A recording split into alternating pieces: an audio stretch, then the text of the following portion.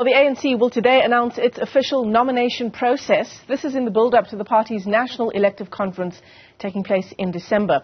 The ANC Youth League has been calling for youth representation in the party's top leadership.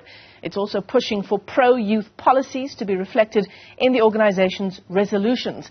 So for more on this, we're joined now by the ANC Youth League convener, Nonceba Mhlauli, joins us via our video link this morning. Great to talk to you. Thanks very much for coming on. I mean, part of what you've said is that President Ramaphosa not having a young person in his cabinet, and we're talking about someone under the age of 35 here, is essentially a vote of no confidence to the youth. What message does that send? We think that it sends a terrible message, Michelle, precisely given the demographic of, firstly, the country. We find it completely unacceptable that in a country wherein majority of the population actually are young people, in an organization wherein majority of its membership are young people, that you would not have that translate into A, the highest leadership structures of the organization, but B, also the highest leadership structures of the country as well. Which is why when we went to the policy conference, we were pushing for 40% youth representation in all of the structures of the ANC, including the national executive as well as the top six. You would remember that in previous conferences of the Youth League, Michelle, we had called for that 40% youth representation, and the resolution of the ANC that it took up at the time was between 25 and 40%. And going into the policy conference, which took place a couple of weeks ago, we said that we don't want the in between 25 and 40% because we find that also to be quite limiting. But we want 40% as a minimum of youth representation. You will also know that this was something that wasn't necessarily, reflected in the final resolution documents as presented to plenary at the policy conference, which is why this will be something that we will continue to be pushing, officially lobby for, going into the national conference of the ANC. Well, Nonceba, we'll talk about why it's so important just in terms of governance to get young people into cabinet, into the NEC, into the top six. But let's talk about, once again, the messaging that this sends to the young people of South Africa. I mean, you've said yourself that part of what makes the ANC perhaps unattractive to young people is this lack of representation. So if you talk about preparing for the elective conference, preparing for the elections, and trying to boost the numbers that the ANC gets at the polls, it also comes down to this kind of decision. No, absolutely. I mean, if you look at an average young person in South Africa right now, and you say to them, and you try to recruit them, let's say, for an example, to the ANC, part of, electoral support is a big component of that is relatability. A big component of that is, you need to have an ANC leadership where an average young person in South Africa will see themselves in that particular person, And if you look at the top six right now, if I say to a 22-year-old, join the ANC, vote for the ANC, this is the leadership of the ANC, this is what we offer. Will that, attract a 22-year-old to join the ANC? So representativity is important, relatability is important, and the ability for young people to see their future in the ANC. Of course, we don't want to reduce this to personalities and age, etc., etc. We do, obviously also understand that what makes the ANC is its values. And its principles, and a big component of that ought to be an ANC that caters, to the majority of its population, which is young people. It ought to be an ANC that does put the interest of majority of its population first. The ANC always speaks about the importance of the affirmation of youth leadership. And what we are saying right now is, beyond just talking about it, we want to see it in action. At the policy conference, the president in his closing remarks said that, we need a new cohort of youth leadership in the country. And what we're saying to the president and his entire NEC collective, as well as in cabinet, is to say that beyond just the nice buzzwords, of saying, oh, let's affirm young people, we want to see it in action. We want to, to see the affirmation of existing youth leaders in society, in the organization, in government, and in all spheres of society. And beyond anything else, Michelle, we can't speak about a future South Africa that will be inherited by those who are young today, when those who stand to benefit from the future South Africa are not involved in decision-making processes of that future South Africa. We speak about the renewal of the ANC. We can't speak about the renewal of the ANC, the fact that we want the ANC to live another 110 years.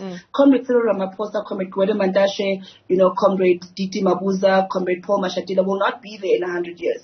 It will be our grandchildren, those people who are youth right now, who will be there in 100 years. Therefore, it's important for us who are currently, make up the youth cohort within the organization to shape what we speak about when we speak about a renewed ANC, a future South Africa, one that will really live up to the values and principles of the African National Congress. Yeah, I mean, it makes absolute sense. You're talking about, focusing more on the kinds of young people who have put their names up and who have occupied those kinds of leadership positions that you've talked about. Ronald Lamola is one of them. Mameloko Kubai is perhaps another. But who are some of the other names that you have in mind?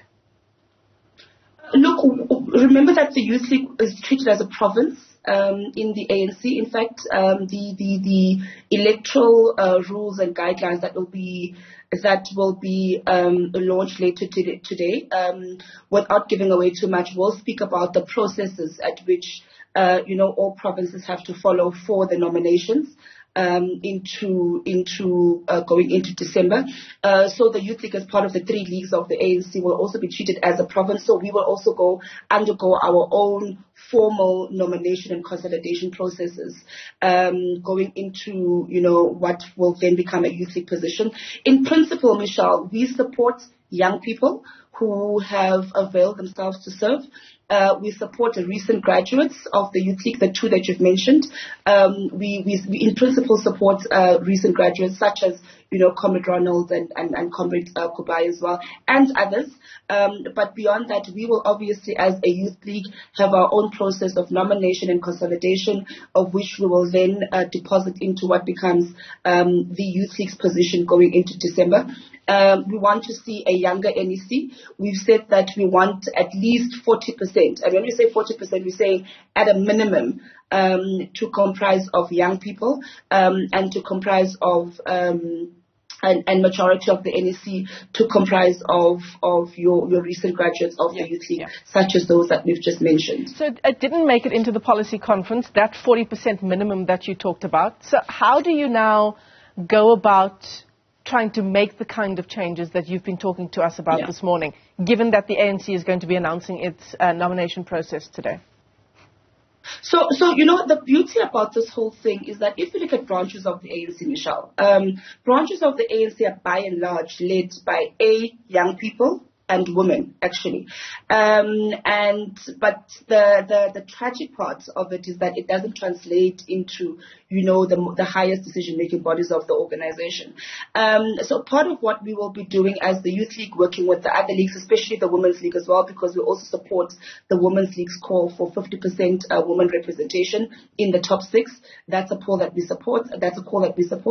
And working with the Women's League, we will ensure that we intensify our lobbying processes.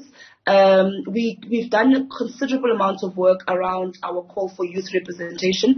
And even though it wasn't officially, put in writing, but we do believe that there was appetite for it at policy conference. It was a discussion that we had put on the floor. It was engaged upon. And ours is really just to ensure that we intensify the lobbying process, we intensify the advocacy work, and we ensure that when we go into our branches, and which we've said to members of the Youth League, that we expect, beyond just being members of the Youth League, we have to be active members of the ANC as well.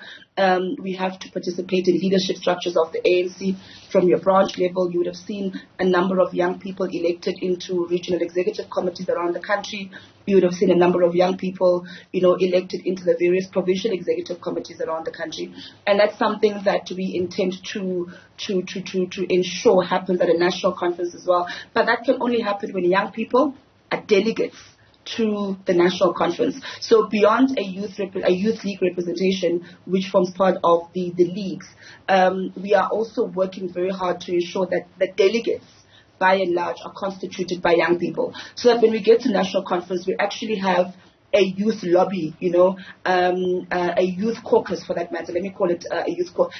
So that we can have a youth caucus that will ensure that we really shape just beyond the issue of, form, but also the content of what comes out of policy conference. The kind of policies that the ANC adopts, are they in the interest of young people? How do we, ensure that this conference becomes a turning point for the condition of youth in South Africa? And that's what we'll be working on. Nonceba Mhlauli, ANC Youth League convener, thanks very much indeed for coming on this morning. Fresh ideas needed in the top echelons of the ANC and, of course, in government as well, but also the longevity of the party, especially at the polls, heading to 2024 and appealing to the youth.